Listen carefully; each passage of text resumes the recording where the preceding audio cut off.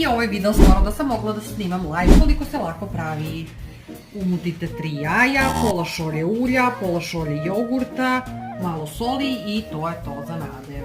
Kore umrčite u taj nadev, ređite u tiganj. A stvarno u tiganj? Da, zaista.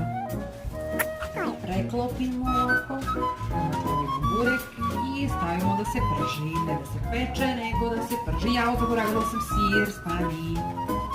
Može malo sira. Pošto se pita zapekla malo sa jedne strane, okrenete je na drugu stranu. Evo ovako. Pravi burek. Ma vidiš da je dobra. I najbrža burek pita po tetagocinom receptu je gotova.